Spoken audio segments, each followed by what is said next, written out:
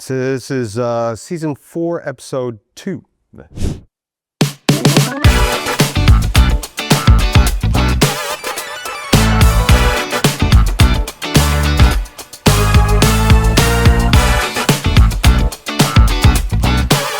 Mark, Haley.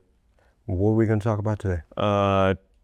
KPIs, which ones we should track, where they should be for sales and service. All right, cool.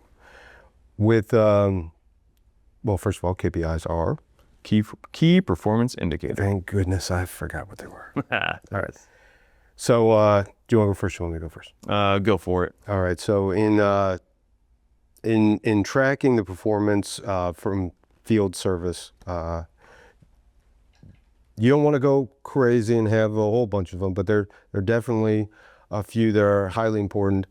I like to have dashboards or some way for the technicians that maybe it's even, if you don't have any kind of piece in your dispatching software where you can have like a dashboard that keeps them up to date, they could set their day ranges.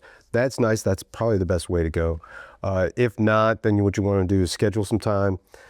Try to do at least monthly, where you can go over the last month's worth of the biggest thing I think is that the people know where they stand.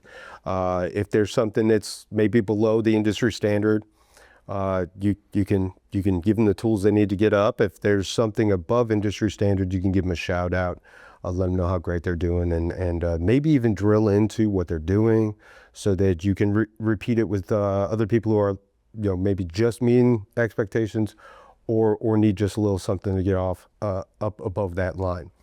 On the customer satisfaction side, you can have KPIs such as you can track their reviews. If you have it where you're recommending at the end of every service call where someone is to ask for a 5-star review, which is a great practice to do. I think we've even covered maybe at some point talking about when to bring that out, not at the end. You can at least compensate them maybe for an outstanding number of 5-star reviews or track it.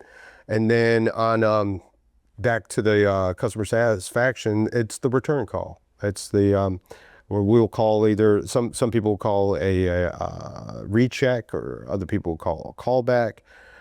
You want to establish a standard, 2, maybe 3 calls, maybe even as much as 5 calls out of 100, where if you have to go back and fix it because you couldn't get it done the first time, if that number comes across above that, that's like almost an inverted KPI. The lower the number, the better.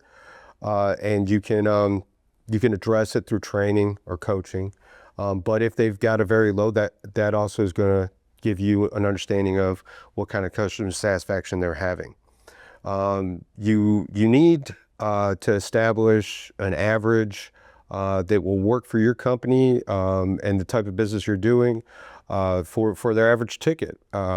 If you also would have memberships, so you need to have a conversion rate for your memberships.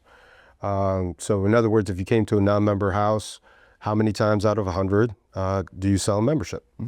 What else? Oh, leads. I could take a lead and flip it right over to you.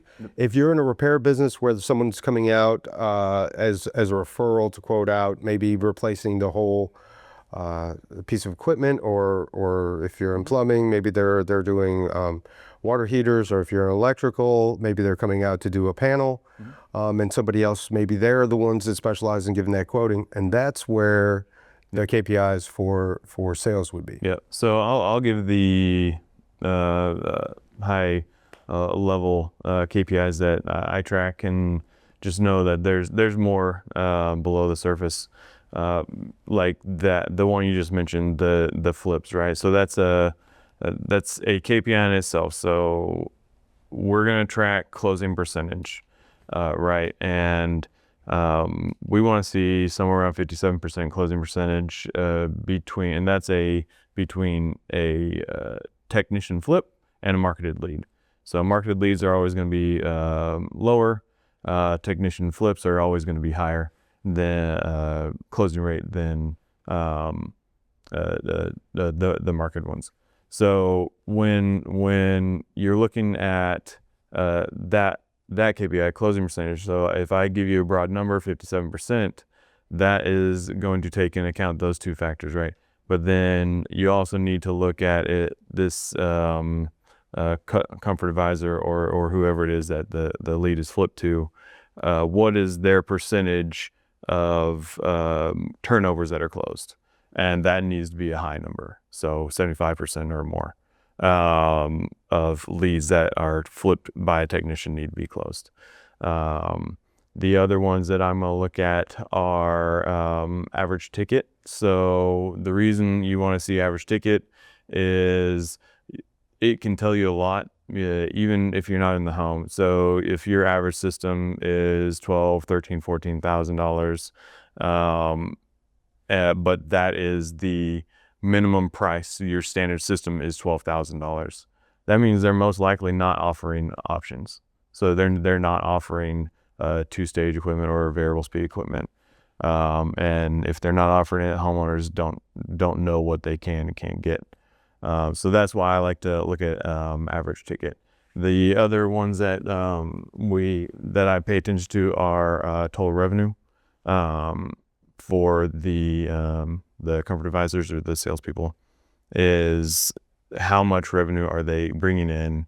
How much is the whole team bringing in? What is our revenue on install versus service? Typically it's 70-30 for install to revenue to service revenue. The other ones that I like to look at, let me think. So going back to just taking the calls, the customer care team, the booking rate, the goal is 90%. A lot of people are a lot lower than that. I've heard of some that are in 40%, but when you see something that's 40% on a demand service, that's concerning, but also you're probably tracking every single call that comes in. So me personally, I wouldn't look at telemarketing calls and just track every single call that comes in. That's flawed. You can't count someone that's calling from out of state that is trying to sell you something as a call that you can potentially book. It just doesn't make sense. But when you break it down, the goal is 90% of calls that come in for service should be booked. Then you can really once you have that booking rate, then you can drill down into the marketing and tracking marketing and what marketing is working, what marketing produces the most book jobs, which ones aren't producing book jobs, which ones aren't producing any calls or messages or at all. It all aligns, and there's endless number of KPIs you can track, but the ones that I track as far as sales are total revenue, closing percentage, and average ticket. Yeah, that's pretty much it. Well, because if you were to track too many things, right, then you're analyzing your data continuously, Yep. and you can't take any action. You can't learn anything from it because that's your whole thing, which you can do. I mean, especially if you love analyzing data, you'll just be immersed in it, and then you just really don't develop a plan because you're continuously analyzing. Yep. What would you do if, say, for example, if you're just getting started, right, and you don't have a frame of reference, you don't have maybe this is your first year into the business, and so there's nothing historical data wise, so you can sit there and say, hey, I'm at this, I want to bring this up this much. I would go look at industry best practice, right? So we're part of an organization. I don't know if I can list them off, but so I won't. But they give us, we've been in business for a long time, so we have all those KPIs, right? But the best practice groups have what every other company in their group is doing.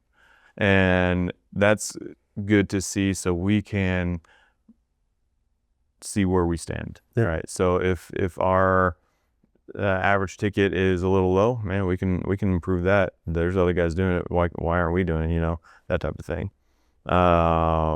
What is our booking rate where everybody else is? We can improve that. Is the close rate where it should be? You know, everything. That's where I would start, is a best practice group. If you don't have the revenue to do that, then you can Google it or Chat GPT it or whatever, and you'll be able to get a decent idea of what they are. And just the why. Why are KPIs important? So you know your business is working. Yeah. Yep. Yeah. But you know what? There's one other one that we both did not mention: gross margin. Yeah. Gross margin. So what's the gross margin goal? And obviously net profit, but what's your margin goal? So Yeah, if you don't have anything, you can always go to the simplest way of doing things, right? Yep. I often explain it this way when somebody's trying to figure out why does this job cost so much.